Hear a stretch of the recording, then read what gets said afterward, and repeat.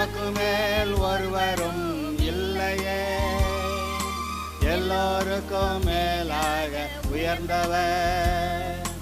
உமக்கு மேல் ஒருவரும் இல்லையே. அல்லேலூயா, அல்லேலூயா, அல்லேலூயா, ஆமென். அல்லேலூயா, அல்லேலூயா, அல்லேலூயா, ஆமென். ஒருவரால் சிருஷ்டிக்கப்படாமலே தாமாக என்றென்றும் இருப்பவர். ஒருவரால் சிருஷ்டிக்கப்படாமலே தாமாக என்றென்றும் இருப்பவர். அல்லேலூயா, அல்லேலூயா.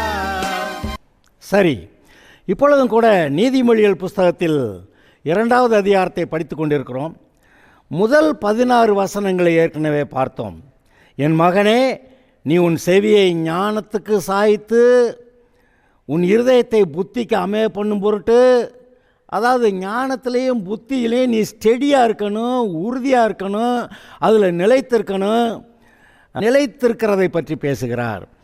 என் வார்த்தைகளை ஏற்றுக்கொண்டு என் கட்டளைகளை உன்னிடத்தில் பத்திரப்படுத்து. அவருடைய கட்டளைகளை நம்முடைய இருதயத்தில் பத்திரப்படுத்தணுமா?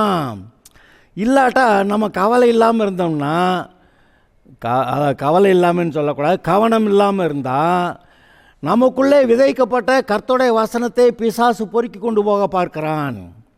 இயேசு சொன்னார் பார்த்தீங்களா, அந்த விதைக்கப்பட்ட விதைகளில் சில விதைகள் வழி அருகே விழுந்தது, ஆகாயத்து பறவைகள் அதை பொறுக்கி கொண்டு போய்விட்டன. விதைக்கப்பட்டதோ கர்த்தருடைய வசனம், விதைத்ததோ மனுஷகுமாரனாய் இயேசு. விதைக்கப்பட்ட இடம் நம்முடைய இருதயமாக இருக்கணும். அவர் விதைக்கிறப்ப நம்முடைய இருதயம் வழி அருகே மாதிரி இல்லாமல், ரோடு பாதை மாதிரி இல்லாமல் நல்ல நிலமாக இருந்ததுன்னா, மனுஷகுமாரனாய் இயேசு விதைத்த வசனமாகிய விதைகள் உங்களுடைய இருதயத்தில் அது வளர்ந்து உங்களுடைய வாழ்க்கையிலே கனி கொடுக்கும்போது நீங்கள் எவ்வளவு ஆசீர்வாதத்தில் இருப்பீர்கள் என்று பாருங்கள். அதனால தான் சொல்கிறாருங்க, என் வார்த்தைகளை நீ ஏற்றுக்கொண்டு, கற்பாறையில் மாதிரி இல்லை, வழி அருகே மாதிரி இல்லை, முள்ளுள்ள இடங்களில் மாதிரி இல்லை, நீ உன் நல்ல நிலமாகி உன்னுடைய இருதயத்தில் ஏற்றுக்கொண்டு என் கட்டளைகளை உன்னிடத்தில் பத்திரப்படுத்தி. பத்திரம் பண்ணலைன்னாக்கா பிசாசு வசனத்தை பொறுக்கிட்டு போயிடுறான். இன்றைக்கும் செய்தி கேட்டுட்டு சர்ச்சு முடிஞ்சு போகிறப்ப என்ன பேசுகிறாருன்னா, இன்றைக்கி என்ன பிரசங்கம் கேட்டிங்கன்னா அதில் ஏதோ 1-2 சொல்லுவாங்க, மீதியெல்லாம் அங்கே இல்லை. அப்படின்னா என்ன அர்த்தம்? மற்ற காரியங்கள் ஊர்க்கதையெல்லாம் பேசுனா, அரசியல் பேசுனா, சினிமா பேசுனா, அந்த வழக்கு, அந்த அவன் வீட்டில் சண்டை, இந்த வழக்கு புரணி பேசுகிற காரியங்களை கேட்டிங்கன்னா எவ்வளவு காரியங்களை ஞாபகம் வச்சு கரெக்டாக டேட்டா படி சொல்லுவாங்க. ஆனால் இங்கே கர்த்தருடைய வசனத்தை சொல்லும்போது ஏதோ ஒரு ஞான கதை, பூனை கதை அதில் இடையில இருந்தால் தான் இவங்களுக்கு அங்கே மனசில் நிற்கிது. மற்றபடி நல்ல வார்த்தைகளை சொல்லும்போது அது நிற்க மாட்டேங்குது. ஏன்னா மனசில் அதுக்கு அவ்வளவுக்கு இடமில்லை, அந்த மனசில் வச்சுக்கிறதுக்கு அவ்வளோ பிரியமில்லை. ஏன்னா இந்த உலகத்தில் வளர்ந்துட்டோம் பார்த்தீங்களா, இந்த குட்டையில் ஊறின மட்டை மாதிரி இந்த உலகத்தில் இந்த பாவ வாழ்க்கையில் இவ்வளோ காலம் வாழ்ந்துட்டு அப்புறம் தான் ரட்சிக்கப்பட்டிருக்கோம். அதனால் அது நமக்கு பரவாயில்லாமல் தெரியுது. அந்த மக்கள்லாம் நீ இப்படி இருந்தால் தான் எங்களுக்கெல்லாம் சமாதானம், அப்போ தான் உங்களை நிம்மதியாக இருக்க விடுவேன்னு வேறு சொல்கிறாங்க. அப்போ கர்த்தருடைய வார்த்தையை கேட்குறதுக்கு மனசில்லை, பைபிள் வாசிக்க மனசில்லை, ஜெபம் பண்ணுறப்ப கர்த்தருடைய சமூகத்தில் உட்கார்றதுக்கு மனசில்லை. இப்படி ஆட்களை தான் பார்த்து சொல்கிறாரு, நீ என் கட்டளைகளே உன்னிடத்துல பத்திரப்படுத்தி. நான் சொல்கிற வார்த்தைகளை, கமாண்ட்மெண்ட்ஸ், கட்டளைகள், எதை செய்யலாம் எதை செய்யக்கூடாதுன்னு 10 கற்பனைகள்லாம் கட்டளைகள் தானே, இதெல்லாம் பத்திரப்படுத்தி ஞானத்தை வா என்று கூப்பிட்டு புத்தியை சத்தமிட்டு அழைத்து, ஞானமே கர்த்தருடைய வார்த்தையே எனக்கு உண்டாக கடவுன்னு கேட்டு வாங்கி வெள்ளியை போல் நாடி புதையலை தேடுவது போல் தேடுவாயானால் அப்போ தான் கர்த்தருக்கு பயப்படுகிற பயமே உங்களுக்கு கிடைக்கும். அப்போ கர்த்தருக்கு பயப்படுகிற பயம் வரும். அப்போ அதில் நீ இருக்கும்போது தேவனை அறிகிற அறிவில் வளர்வ. அதுக்கப்புறம் தேவனை போல வளர்கிற வளர்ச்சி அதிகமாகும். அதாவது திவ்ய சுபாவத்தில் தேவனை அறிகிற அறிவுன்னா அது உங்களுக்கு திவ்ய சுபாவத்தை கொடுக்குதுன்னு 2 பேதுருவில் எழுதியிருக்கு. அப்போ திவ்ய சுபாவம்னா தேவனுடைய சுபாவம். தேவனுடைய சுபாவத்தில் வளர்றவனை எந்த பிசாசு ஜெயிப்பான்? அதனால தான் பாருங்கள், இந்த வெறுமனை பைபிள் படிக்கிறதுன்னு சொல்லக்கூடாது. இது ஜீவ வார்த்தைகள். இயேசு தன்னை பற்றி என்ன சொன்னார்? ஜீவ அப்பம் நானே என்னார். அவர் வார்த்தையாக இருக்கிறவர். இந்த வார்த்தைகளை ஞானமாக இங்கே எழுதி கொடுத்துருக்கிறார். இதுதான் நமக்கு ஞானம். இதை வாசித்து நம்முடைய உள்ளத்தில் பத்திரப்படுத்தி அவருக்கு பயப்படுகிற பயத்திலே வளர்ந்து அவரை போல வளர, இயேசுவை போல பூர்ண புருஷராக உங்களை வளர சொல்லுகிறார். கர்த்தர் ஞானத்தை தருகிறார். அவர் வாய் நின்ற அறிவும் புத்தியும் வரும். அவர் நீதிமான்களுக்கென்று மெய் ஞானத்தை வைத்திருக்கிறார். உத்தமமாய் நடக்கிறவர்களுக்கு அவர் கேடகமாயிருக்கிறார். அவர் நியாயத்தின் நெறிகளை தற்காத்து தம்முடைய பரிசுத்தவான்களின் பாதையை காப்பாற்றுகிறார். இந்த பாதையில் நடந்துவான்னு சொல்லி நமக்கு வழியையும் காட்டி அந்த வழியில் நம்ம ஆபத்துக்குள்ளாக மாட்டிக்கொள்ளாதபடி நம்மை காக்கிறவராய் இருக்கிறார்.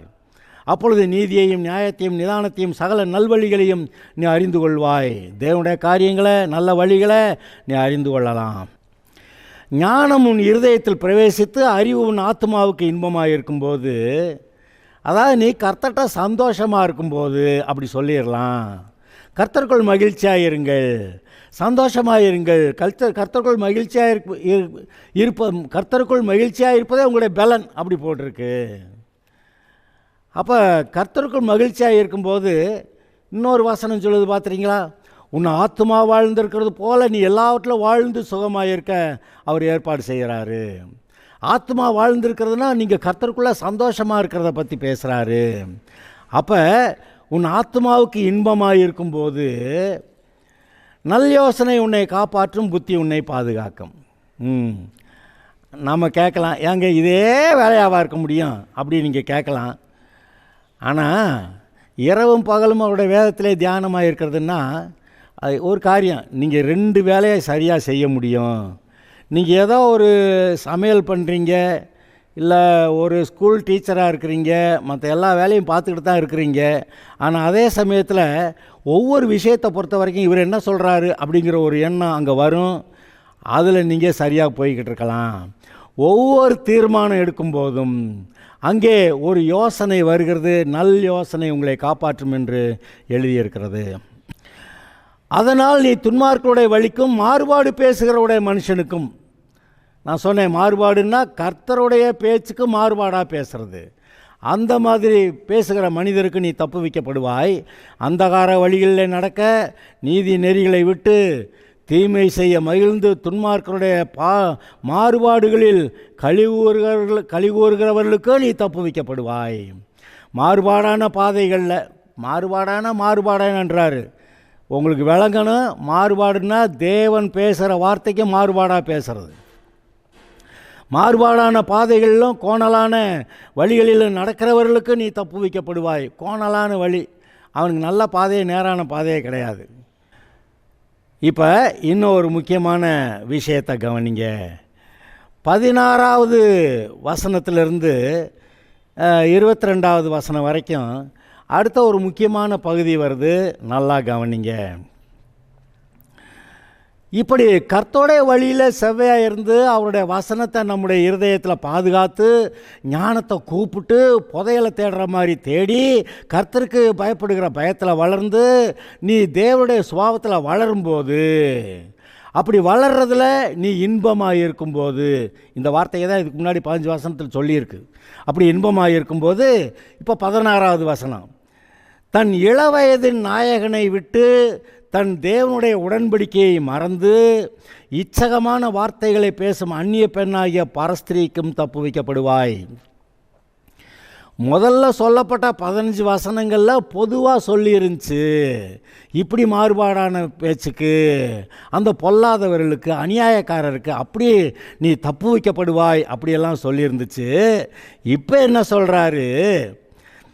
தன் இளவயதின் நாயகனை விட்டு தன் தேவனுடைய உடன்படிக்கையை மறந்து இச்சகமான வார்த்தைகளை பேசும் அந்நிய பெண்ணாகிய பரஸ்திரீக்கும் தப்பு வைக்கப்படுவாய்.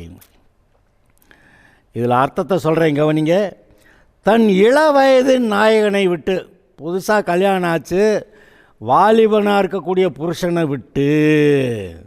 கல்யாணம்னா என்னது? உண்மையாகவே மரண பரியந்தமும் நாங்கள் குடும்பமாக புருஷனாக மனைவியாக வாழ போகிறோம். எங்களுடைய வாழ்க்கையில் புருஷனுக்கும் சரி மனைவிக்கும் சரி மற்ற யாருக்கும் இந்த உறவில் சம்பந்தம் கிடையாது. இது ஒரு உடன்படிக்கை. இந்த உடன்படிக்கை மரண பரியந்தமும் இருக்கக்கூடியது. இந்த உடன்படிக்கை கணவன் மனைவிக்கு மட்டும் உரியது. இந்த உடன்படிக்கை எப்படி இருக்குன்னு கேட்டால், மணவாளனாகிய இயேசு மணவாட்டியாகிய சபை எப்படி சொல்லியிருக்கோ அதுபோல், அப்போ மணவாட்டி சபை, சபை இயேசுக்கு எப்படி உண்மையாக இருக்கிறது போல் இந்த மணவாட்டி, இந்த மனைவியானவள் புருஷனுக்கு உண்மையாக இருக்கணும்னு, புருஷன் தான் உயிரே கொடுத்து மனைவியை காப்பாற்றணும்னு அப்படியெல்லாம் சொல்லியிருக்கேன்.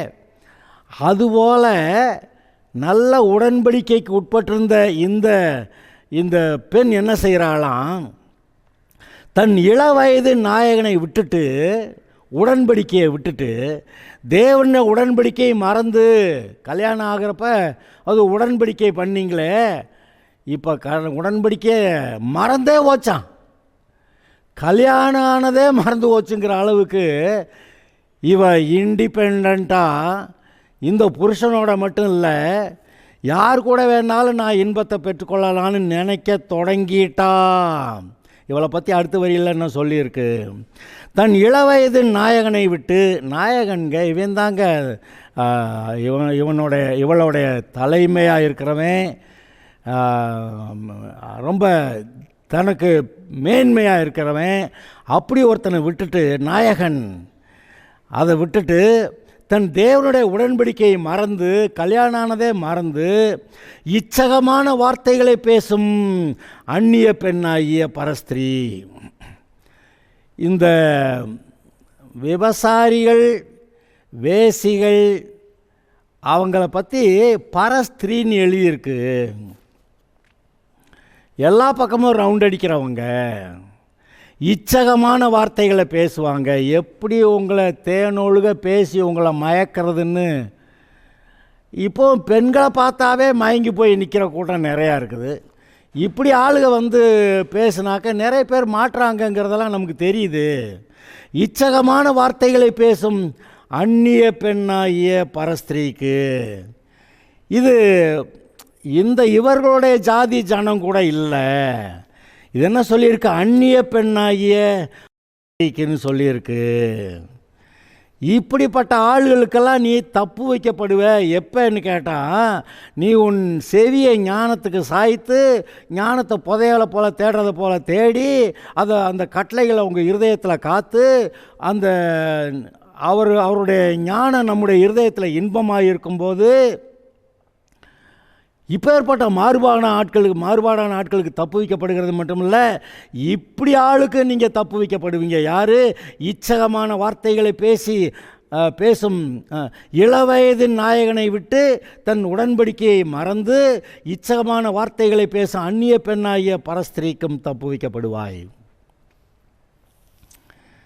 இன்றைக்கு தேவனற்ற சமுதாயம் எப்படி இருக்குன்னு கவனிச்சிங்கன்னா உங்களுக்கு தெரியும். தேவனற்ற சமுதாயம் இன்னைக்கு இல்லாட்டி நாளைக்கு பொதுவாக ஏதாவது இந்த மாதிரி காரியங்களில் சிக்குவாங்க. அது அவர்களுடைய குடும்ப வாழ்க்கையை நாசமாக்கிடும். பொதுவாக நல்ல ஒரு தீர்மானம் எடுத்ததாக நினச்சாங்க ஆபிரகாமும் சாராளும். இந்த ஆகாரோட சேர்ந்து பிள்ளையை பெற்றுக்கிட்டால் நல்லாயிருக்கும், குடும்பம் கட்டப்படும்னு நினச்சாங்க. எவ்வளவு தப்பாக முடிஞ்சு போச்சுன்னு பார்த்தீங்களா? அது பிறந்த அந்த இஸ்மவேல், சாரா இடத்துல பிறந்த ஈசாக்குக்கு தலைமுறையாய் காலாகாலமாய் அவன் சத்துருவாய் இருந்தான் என்று, இன்னமும் அவனுடைய சந்ததி சத்துருக்களாக இருக்கிறார்கள் என்று நீங்கள் பார்க்கலையா? எஸ். அதுபோலவே இந்த ஏசாவும் கூட தங்களுடைய கூட்டத்தில் பெண்ணை தெரிந்து கொள்ளாமல் அங்கே நேபாத்தின் குமார்த்தியாகிய இஸ்மவேலுடைய பிள்ளைகள்கிட்ட போய் அவள்களை கல்யாணம் பண்ணிட்டு வந்தான்னு போட்டிருக்கு. கடைசிக்கு என்ன கொடுமையாகி போச்சு பாருங்க. அது எதுவுமே நல்லா இல்லை. ஏசாவை கர்த்தர் வெறுத்தேனே சொல்லிட்டாரு. ஆக என்ன நடக்கிறது? இந்த மாதிரி கர்த்தருடைய வசனத்தில் அப்போதைக்கு பிரியமாக இன்பமாக இல்லைன்னா எங்கேயோ ஒரு இடத்துல தப்பு நடந்துருது. இங்கே இப்போ இது பரஸ்திரிக்கிட்டே போய் மாட்டுறது. தன்னுடைய இளவயதின் நாயகனை விட்டு தேவனுடைய உடன்படிக்கையை மறந்து இச்சகமான வார்த்தைகளை பேசும் அந்நிய பெண்ணாகிய பரஸ்திரிக்கு கண்ணி போட்டு இழுக்க பார்க்குறா. நீ தப்பு வைக்கப்படுவாய். வாலிபத்துக்குரிய இச்சைகளுக்கு விலகி என்ன செய்யணுமா? கொஞ்சம் விலகி போகணும்னா சொன்னார். வாலிபத்துக்குரிய இச்சைகளுக்கு விலகி ஓடு அப்படின்னாரு. இப்படி ஆட்களை கண்டா ஓடு, பக்கத்தில் இருக்காத. உனக்கும் அவங்களுக்கு உறவே இல்லை. பேச்சுவார்த்தை உட்காந்து பேசினா போச்சு. அவங்க பேசுகிற பேச்சு தேன் ஒழுக பேசுவாங்க. கண்ணிமைகளால் பிடிக்க பார்ப்பார்கள். அவளுடைய வீடு மரணத்துக்கும் அவளுடைய பாதைகள் மரித்தோரிடத்திற்கும் சாய்கிறது. அவளுடைய வீடு அவள் வீட்டுக்கு போய் நீ உறவு கொண்டாட போனேன்னா அவளுடைய வீடு மரணத்துக்கும். மரணம்னா என்ன? ரட்சிப்பு இல்லாமல் போகிறது. நீங்கள் ரட்சிக்கப்பட்டு ஜீவன் உள்ளவர்களாக இருக்கிறீங்க.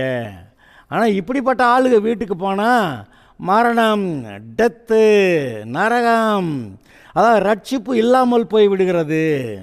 அவளுடைய வீடு மரணத்துக்கும் அவளுடைய பாதைகள் மரித்தோரிடத்திற்கும் சாய்கிறது. அவளுடைய பாதைகள் கல்லறைக்கும், கல்லறையுடைய முடிவில் நரகத்துக்கும் அங்கே சாய்கிறது என்று சொல்லப்படுகிறது. நீ கர்த்தருடைய வழியில் ஞானத்தில் பிரியமாக இருந்து அவருடைய வசனங்கள் உனக்கு இன்பமாக இருக்கும்போது இப்படி மாறுபாடான பேசுகிறவர்களுக்கு தப்பு வைக்கப்படுவாய். அது மாத்திரமல்ல, இளவயது நாயகனை விட்டு தன்னுடைய தேவனுடைய உடன்படிக்கையை மறந்து, கல்யாணம்னா யாருக்குனாலும் தேவனுடைய உடன்படிக்கை தான். இந்துக்கள் கல்யாணம் பண்ணுறாங்கங்க, முஸ்லீம்கள் கல்யாணம் பண்ணுறாங்கங்க, கிறிஸ்தவர்களில் ரட்சிக்கப்படாதவங்க கல்யாணம் பண்ணுறாங்க, ரட்சிக்கப்பட்டவங்களும் கல்யாணம் பண்ணுறாங்க. எல்லா கல்யாணங்கள்லேயும் அங்கே கர்த்தர் தான் இந்த திருமணத்தை, குடும்பத்தை, கணவன் மனைவிங்கிற அந்த குடும்பத்தை ஏற்படுத்தினவர். எல்லா கல்யாணங்கள்லேயும் இந்த உடன்படிக்கையை வச்சிருக்கிறாரு. இவங்க கர்த்தர் சொன்ன ஏற்றுக்கிட்டு அந்த உடன்படிக்கையில் வந்தாலும் சரி, ஏற்றுக்கிறாமே அந்த உடன்படிக்கையில் வந்தாலும் சரி, அவங்க அந்த உடன்படிக்கையில் இருக்கிறாங்க. நாங்கள் அந்த உடன்படிக்கையில் இல்லைன்னு சொன்னாலும், கர்த்தர் கொடுத்த உடன்படிக்கையில் நாங்கள் இல்லைன்னு சொல்லிக்கிட்டாலும் அந்த உடன்படிக்கையில் அவங்க இருக்கிறாங்க. அது உண்மை. கடைசியில் விசாரணையின் போது கடைசி நாளில் விசாரணை வருகிறதே, அந்த விசாரணையின் போது இது வரும். நான் கொடுத்த உடன்படிக்கையில் அப்படி நீ இருந்தியா அப்படின்னு கேட்பாரு. அந்த தேவனுடைய உடன்படிக்கையை மறந்து இச்சகமான வார்த்தைகளை பேச அந்நிய பெண்ணாகிய பரஸ்திரிக்கும் தப்பு வைக்கப்படுவாய். நான் வழக்கமாக சொல்லுவேன், பொதுவாக கல்யாணம் நடத்தும்போது அங்கே மாப்பிள்ளை பெண்ணு, மாப்பிள்ளை வீட்டார், பெண் வீட்டார், மாப்பிள்ளை உறவினர்கள், பெண் வீட்டார் உறவினர்கள் எல்லாம் வருவாங்க. சபை மக்கள் கொஞ்சம் பேர் இருப்பாங்க. இது அல்லாமல் இங்கே கல்யாணத்தில் ஆஜராகியிருக்கிற ஆள் இன்னொரு ஆள் யார் தெரியுமா? கர்த்தர். இந்த கல்யாணமாக இருந்தாலும் சரி, எந்த கல்யாணமாக இருந்தாலும் சரி, கர்த்தருடைய உடன்படிக்கைக்கு தப்பி யாரும் போக முடியாது.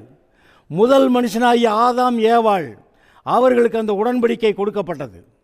அந்த உடன்படிக்கையின் மூலமாக அந்த இருவரும் ஒரே மாம்சமாகிறார்கள். கல்யாணத்தை நாங்கள் கல்யாணம் நடத்தி வச்சோம்னா இவங்க கணவன் மனைவியமாக இருக்கிறாங்க அப்படின்னு சொல்லி பிதா குமாரன் பரிசுத்தாவின் நாமத்தினால அறிவிக்கிறோம். தேவன் இணைத்ததை மனிதன் பிரிக்காதிருப்பானாக அப்படி சொல்லிட்டு விட்டுருவான். ஆனால் அவர் என்ன பண்ணுவார்? அந்த இடத்துல இருந்து இப்போ தாலியை கட்டுனானோ இல்லையோ, அப்போதே இரண்டு பேரையும் ஒரே மாம்சமாக இணைத்து வைத்து விடுகிறார். அவர்கள் இருவரும் ஒரே மாம்சமாக இருக்கிறார்கள். ஆதலால் தேவன் இணைத்ததை மனிதன் பிரிக்காதிருப்பானாக. இதனால் என்ன சொல்கிறாரு, இதை நிமித்தம் புருஷன் தன் தகப்பனையும் தாயை விட்டு பிரிந்து மனைவியோட சேர்ந்திருக்க கடவன். அது நீங்கள் 2 பேரும் சேர்ந்து குடும்பத்தை நடத்துங்கய்யா. அப்பா எங்கள் அப்பா அம்மா சொன்னாங்க, உங்கள் அப்பா அம்மா சொன்னாங்க, அதை விட்டுட்டு நீங்கள் கர்த்தர் பேசுகிறத கேட்டு கர்த்தருக்குள்ளே நிலை நின்று உங்கள் குடும்பத்தை நல்லா நடத்துங்கன்னா இவங்க இங்கிட்டு போய் ஆலோசனை கேட்பாங்க, அப்புறம் அங்கிட்டு போய் ஆலோசனை கேட்பாங்க. அங்கே கர்த்தருடைய நல்ல ஆலோசனை வராதுன்னு நான் சொல்லலை, ஆனால் இவங்களா முப்புரி நூல் ஆறாதுன்னு போட்டிருக்கேன். அங்கே கணவன் மனைவி, அடுத்து இன்னொரு ஆள் யார், கர்த்தர். கர்த்தருடைய ஆலோசனை கேட்டு தான் நீங்கள் உங்கள் குடும்பத்தை நடத்தணும். அப்படி தான் கர்த்தர் ஏற்பாடு செஞ்சுருக்கிறாரு. அப்படி தான் ஒரு உடன்படிக்கை உங்களுக்கு உண்டாகிருக்கிறது. அந்த உடன்படிக்கையை மறந்து இச்சகமான வார்த்தைகளை பேசுகிற அந்நிய பெண்ணாகிய பரஸ்திரிக்கு நீ தப்பு வைக்கப்படுவாய். அது பொல்லாத ஸ்திரீயோடைய கூட போய் சேர்ந்தான்னா அவளும் இவனும் ஒரே மாம்சமாக இருக்கிறார்கள் என்று 1 கொரிந்தியர் 6 எழுதியிருக்கா இல்லையா? ஆமாங்க. அப்போ விபசாரி கூட போய் ஒருத்தன் சேர்ந்தான்னா அவளுடைய சரீரமும் இவனுடைய சரீரமும் ஒரே மாம்சம் ஆகிட்டது, அப்படி போட்டிருக்கு. அப்புறம் இந்த வாழ்க்கை எப்படி நல்லா இருக்கும்?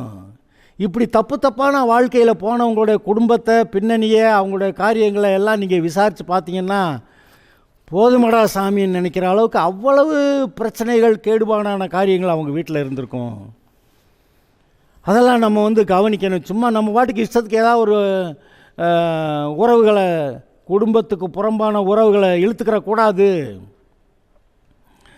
அவளிடத்தில் போகிறவர்கள் ஒருவரும் திரும்புகிறதில்லை. அவளுடைய வீடு மரணத்துக்கும் அவளுடைய பாதைகள் மரித்தோரிடத்திற்கும் சாய்கிறது. அவளிடத்தில் போகிறவர்களில் ஒருவரும் திரும்புகிறதில்லை. என்னங்க அர்த்தம்? இந்த பரஸ்திரீக்கிட்ட போயிட்டா அவன் திரும்பி வர முடியாது. இது என்ன பிரச்சனை?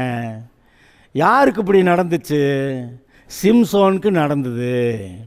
இவன் அங்கே ஒரு வேசியை கண்டு, யார ஏங்க இவன் ஒரு வேசியை கண்டு சரி போனால் வந்தேன். அப்புறமேலு மறுபடியும் இவனால் அந்த வேசிக்கிட்ட போகாமல் இருக்க முடிஞ்சுதா? அவளிடத்தில் போகிறவர்களில் ஒருவரும் திரும்புகிறதில்லைன்னு எழுதியிருக்கே. போகிறதுக்கு முன்னாடியே அறிவு வேணும். எங்கள் வீட்டில் ஒன்றும் நல்லா இல்லைங்க, பிரச்சனையாக இருக்குங்க, சண்டையாக இருக்குன்னு ஊரில் வேறு உறவுகளை தேட முடியுமா? கிறிஸ்துவுக்குள்ளான உண்டான இந்த உறவை சரி பண்ணுறது, ஒழுங்குபடுத்துறது, கர்த்தர் கொடுத்த உறவிலே இன்பமாக இருக்கிறது, இதில் தான் ஒரு மனுஷன் நிலைத்திருக்க வேண்டுமே ஒழிய வேறு எங்கேயாவது அங்கே போனால் சந்தோஷமாக இருக்குது. ஆமாம், சந்தோஷமாக இருக்கும். கடைசியில் திரும்பி வர முடியாது. அங்கே மரண பாதாளத்துக்கு போகும். அங்கே போகிறவர்கள் மரித்தோரிடத்திற்கு போகிறார்கள், செத்து நரகம் போகிறவர்கிட்ட போகிறாங்க, போயிட்டு திரும்பி வர்றதில்லைன்னு எழுதியிருக்கு. அவளிடத்தில் போகிறவர்கள் ஒருவர் திரும்புகிறதில்லை, ஜீவ பாதைகளில் வந்து அடைகிறதும் இல்லை. ஜீவ பாதைன்னா என்ன? இயேசுதான் ஜீவ வழி, நானே வழியும் சத்தியமும் ஜீவனுமாக இருக்கிறேன். அவகிட்ட போயிட்டு திரும்ப ஜீவ பாதையில் இயேசு இடத்துல வர ரொம்ப கஷ்டங்க. அவளிடத்தில் போகிறவர்களில் ஒருவரும் திரும்புகிறதில்லை, ஜீவ பாதைகளில் வந்து அடைகிறதும் இல்லை. ஆதலால் நீ நல்லவர்களின் வழியிலே நடந்து, ஏற்கனவே விசுவாசிகளாக ஒரு கூட்டம் இருக்காங்களே, அவங்க வழியில், அவங்க எப்படி கர்த்தருடைய வழியில் நடக்கிறாங்களோ அதுபோல் நீ நடந்து நீதிமான்களின் பாதைகளை காத்து கொள்வாயாக. இங்கே தான் பாருங்கள், சர்ச்சுக்கு ரெகுலராக வந்து பிரசங்கத்தை கேட்டு விசுவாசிகளோட கூட்டத்தில் அவர்களிடத்துல நண்பர்களை தெரிந்து கொண்டு அவர்களிடத்தில் பழகி இருக்கும்போது நம்ம லேசில் கர்த்தருடைய கூட்டத்தை விட்டு விலகி போக மாட்டோம். சபை மக்கள்கிட்ட, விசுவாசிகள்கிட்ட நல்ல உறவு இல்லாமல் இங்கே ஞாயிற்றுக்கிழமை சர்ச்சுக்கு வர்றது மட்டும்தான் கர்த்தருடைய வசனத்தை கேட்குறதும் சபை மக்களை பார்க்குறதும். அதுவும் சபை சர்வீஸ் முடிஞ்சவொடனே எந்திரிச்சு ஓடுறத பார்க்கணும். ஏன்னா மற்றபடி இந்த உலக காரியங்களில், மற்ற காரியங்களில் இன்பம் காண்றது தான் அது ஒரு பெரிய இன்பமாக இருக்குது. ஞாயிற்றுக்கிழமை முழுவதும் ஒரு ஓய்வு நாளாக தான் நீங்கள் கருதணும். ஆனால் இப்போ சர்ச்சுக்கு இப்போ போயிட்டு வந்துட்டு அந்த காரியத்துக்கு போகலாம், இந்த காரியத்துக்கு போகலாம், இருதயத்தை அங்கே ரிசர்வ் பண்ணி வச்சுட்டு இங்கே சர்ச்சுக்கு வந்து கொஞ்சம் நேரத்தை வேறு நேரம் முடிஞ்சோடனே ஓடி போகிறது. இதை கர்த்தர் பேசலைங்க. நீங்கள் நல்லவர்களின் வழியிலே நடந்து நீதிமான்களின் பாதைகளை காத்து கொள்வாயாக. விசுவாசிகளோட கூட இருக்கணும். அதான் ஒரு எடுத்துக்காட்டு சொல்லுவாங்கள்ல, நிறைய நெருப்பு தழல் இருக்கும்போது அது எல்லாம் அனலாக இருக்கும், ஆனால் ஒன்றை மட்டும் துண்டாக எடுத்து வச்சா இது குளிர்ந்துடும், மற்றதெல்லாம் அனலாக இருக்கும், இது குளிர்ந்துடும். அதுபோல் விசுவாசிகள் சக விசுவாசிகளை விட்டு பிரிந்து நான் பாட்டுக்கு சர்ச்சுக்கு வருவேன், போவேன், ரட்சிக்கப்பட்டிருக்கேன், சத்தா பரலம் போயிடுவேன், ஆனால் எனக்கு இந்த உலக மக்களோட தான் ரொம்ப உறவு நல்லா இருக்குதுன்னு அங்கே போக்குவரத்துமாக இருக்கு. அப்புறம் எங்கேயாவது அங்கே சொல்லியிருக்குல்ல, இப்படிப்பட்ட காரியங்களில் போய் சிக்கிடுவாங்க. அவளுடைய வீடு மரணத்துக்கும் அவளுடைய பாதைகள் மரித்தோடத்திற்கும் சாய்கிறது, அவளத்தில் போகிறவர்கள் ஒருவரும் திரும்புகிறதில்லை. சிம்சோன் திரும்பி வந்தான்றீங்க. கடைசிக்கு நான் செத்தாலும் பரவாயில்லன்னு ரகசியத்தை சொல்லிட்டானா இல்லையா? நான் கேட்குறேன், சிம்சோன் கேனையா? நான் கேட்குறேன், சாலமோன் கேனையா? இப்படிப்பட்ட ஆளுகள்லாம் போய் மாட்டிட்டாங்களே. இன்றைக்கி இப்போ இருக்கிற ஆளுக விசுவாசியை வந்து தங்களுடைய விசுவாசிகளோட கூட்டத்தோடு நம்மளை வச்சுக்கணுங்கிறது எவ்வளோ முக்கியமானதுன்னு தெரியலையா? தெரியணும், அடங்கி இருக்கணும், கீழ்ப்படிஞ்சிருக்கணும். ஆனால் நிறைய பேருக்கு அடங்கி இருக்கிறதுனா முடியாது. ஆனால் கர்த்தர் சொல்கிறாரு, அவர் ஏற்ற காலத்தில் உன்னை உயர்த்தும்படிக்கு அவருடைய பலத்தை கைக்குள்ளே அடங்கியிரு அப்படி சொல்கிறாரு. அடங்கி இருக்கிறது எவ்வளோ பெரிய ஆசீர்வாதம்னு நான் உங்களுக்கு சொல்கிறேன். அது எவ்வளோ பெரிய நன்மை தெரியுமா? அதாவது இந்த உலக காரியங்களில் இதை செய்யலாம், அதை செய்யலாம், இவரோட சேர்ந்து அவரோட சேர்ந்து அப்படியெல்லாம் வாழ நிறைய ஐடியா கொடுக்கும் இந்த உலகம். ஆனால் அப்படிப்பட்ட காலங்களில் எனக்கு அதெல்லாம் முடியாது அப்படின்னு சொல்லி அமைதியாக இருக்கிற ஒரு நேரம் அவசியமாக இருக்கிறது. யோசேப்பு தன்னுடைய வேலையை பார்க்க வீட்டுக்குள்ளே போனான்னா அங்கே சரசம் பண்ணுற ஒருத்தி வந்துட்டா, வஸ்திரத்தை விட்டுட்டு ஓடி போனான்னு எழுதியிருக்கு. ஆக அவன் தன்னுடைய ஐக்கியத்தை, அவன் தனிப்பட்ட ஆளாக இருந்தும் கூட மற்றவர்கள்லாம் எகிப்தியர்கள். அங்கே இவனோட சேர்ந்த கர்த்தரை நேசிக்கிற விசுவாசி ஒருத்தன் இல்லை. ஆனாலும் தனிப்பட்ட மனுஷனாக இருந்தும் கூட தேவனோடு கூட இருக்கிற உறவை தன்னை காத்து கொண்டு தேவனுக்கு விரோதமாய் பாவம் செய்கிறது எப்படின்னு ஆத்துக்கிட்டு ஓடினான் பாருங்க.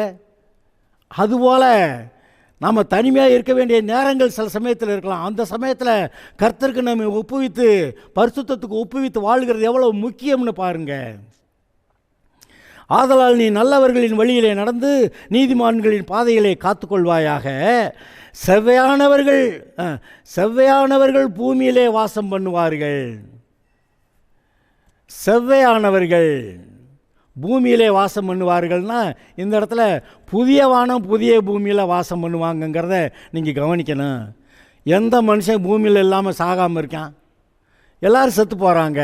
அப்போ பூமியிலே வாசம் பண்ணுவார்கள்னு இந்த இடத்துல எதை சொல்லுது? 1000 வருஷ அரசாட்சியை சொல்லலாம்.